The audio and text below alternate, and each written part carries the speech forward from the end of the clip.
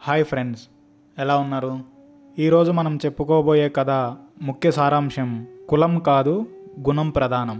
ఈ కథ మహాభారతంలోనిది. ఒకానొక గ్రామానికి సమీపంలో ఒక వనం ఉంది.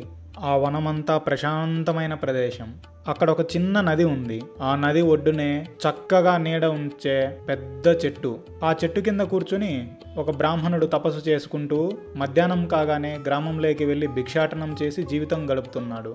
అలా తపస్సు చేసుకునే రోజుల్లో ఒకరోజు ఆయన భిక్షాటనకు లేచే సమయంలో చెట్టు మీద కొంగ రెట్టేసింది. అది ఆయన మీద పడింది. అంతతో ఆయనకు చాలా కోపం వచ్చింది. అంతే, కన్నులు ఎర్రచేసి పైకి చూశాడు. చూసిన మరుక్షణంలో ఆ కొంగ మాడి పడిపోయింది. ఆయన మామూలుగానే గ్రామంలో భిక్షకు వెళ్ళి ఒక ఇంటి గుమ్మంలో నిలబడి భవతి భిక్షాందేహి అన్నాడు. ఆ మాట వినగానే ఆ ఇంట్లో ఉండే ఆవిడ ఆయనకు భిక్ష దేవడానికి వంట ఇంటి వైపు నడిచింది. అదే సమయానికి ఆమె భర్త దూర ప్రయాణం చేసి ఇంటికి వచ్చాడు. భర్తని చూడగానే ఆమె చల్లని నీటితో ఆయన పాదాలు కడిగి విసనకర్రతో కొంతసేపు విసిరి భోజనం చేయించి పడుకున్నాక భిక్ష తీసుకుని వీధిలోకి వచ్చింది. అక్కడ నిలబడ్డ ముని కోపంగా చూశాడు. అప్పుడు ఆమె, స్వామి, మీ కోపానికి మాడిపోయే కొంగను కాను. భర్తను సేవించిన అనంతరమే మరి ఎవరి విషయమైనా చూసుకుంటాను. పతి సేవను మించిన పరమార్థం వేరే లేదు నాకు అని నిలబడింది. అప్పుడు ఆ ముని తెల్లబోయి, అమ్మా, ఎక్కడో అడవిలో జరిగిన నా కథ నీకు ఎలా తెలిసింది? నాకు జ్ఞానబోధ చెయ్యి తల్లి అని ప్రార్థించాడు. అప్పుడు ఆ గృహిణి, మునీశ్వర, ఇక్కడికి కొద్ది దూరంలో మిథిలా నగరం ఉంది.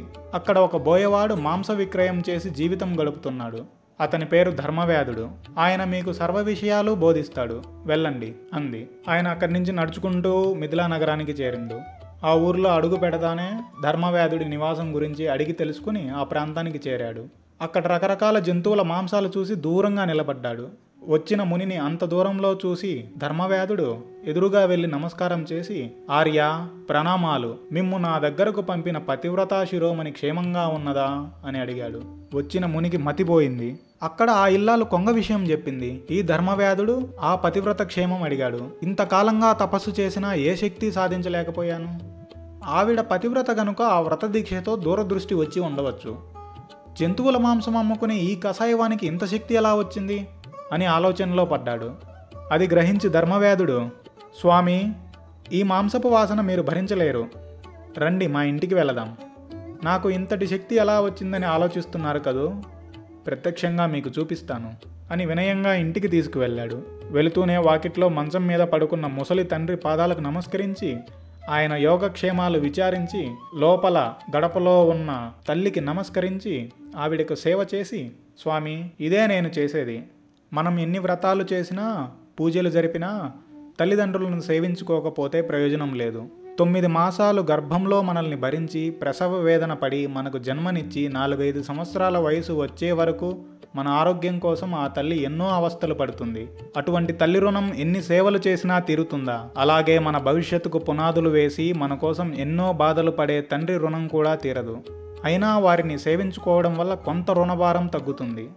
వీరిని సేవించుకోవడం కంటే నేను చేసే సాధన ఏమీ లేదు. దానివల్లనే నేను సుఖంగా ప్రశాంతంగా బ్రతుకుతున్నాను. తల్లిదండ్రులను సేవించుకుంటూ ఆలుబిడ్డలను రక్షించుకుంటూ జీవితం నడుపుతున్నాను, అంతే, మరేం లేదు. మీకు మరో సందేహం కలిగి ఉంటుంది. మాంసం అమ్ముకుని బ్రతుకుతున్నాను కదా, అది జీవహింస కాదా? దానివల్ల పాపం కాదా అని. ఇక్కడ తమకొక పరమ రహస్యం చెప్పాలి. ఈ భూగోళంలో ప్రాణకోటి అంతా ఒకదాని మీద ఒకటి ఆధారపడి జీవిస్తున్నది. రెక్కల విప్పుకు ఎగిరే పక్షులు, 4 కాళ్ళ జంతువులు, ఇవే ప్రాణులని మీరు అనుకుంటున్నారు.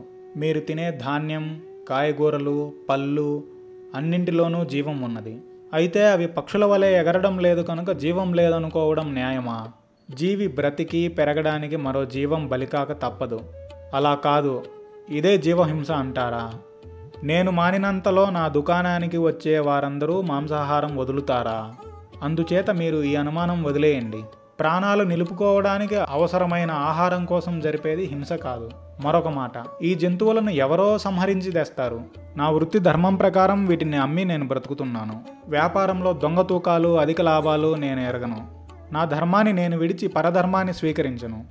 ఆకలైన వాడికి పిడికిడి అన్నం పెడతాను. నా మీద ఆధారపడి జీవించే వారందరి యోగక్షేమాలు తెలుసుకుంటాను. ఇరుగు పొరుగుల వారి కష్టసుఖాలలో భాగం పంచుకుంటాను. అన్నిటినీ మించిన విషయం, ఈ మనసు ఉన్నదే ఇది స్థిరంగా నిలబడదు. ముందు దీన్ని లొంగదీయాలి. రాగద్వేషాలకు అతీతంగా ఉండాలి. నిర్మల బుద్ధితో నిరంతరం పరమేశ్వర ఆరాధనం చేయాలి. నేను చేసేది ఇంతే, ఈ మాత్రం చేయగలిగితే మనకు ఏ బాధలు ఉండవు. ఈ జీవితం ఎంతవరకు పరోపకారానికి ఉపయోగపడితే అంత ధన్యం అని బోధించాడు. గొడ్డు మాంసం అమ్ముకొని జీవించే బోయవాడు చేసిన ప్రబోధంతో మనస్సు నిర్మలమై ప్రశాంతంగా అతని దగ్గర సెలవు తీసుకుని తపస్సు చేసుకునేందుకు వెళ్ళాడు ఆయన. మనకు తెలియని చాలా విషయాలు మహాభారతంలో ఎప్పుడో చెప్పారు. ఇలాంటి మరిన్ని విషయాలు తెలుసుకోవాలనుకుంటే ఛానల్ని లైక్ చేయండి. మీకు ఏదైనా స్పెసిఫిక్ టాపిక్ మీద కావాలంటే కమెంట్ చేయండి. సబ్స్క్రైబ్ చేయడం మర్చిపోకండి.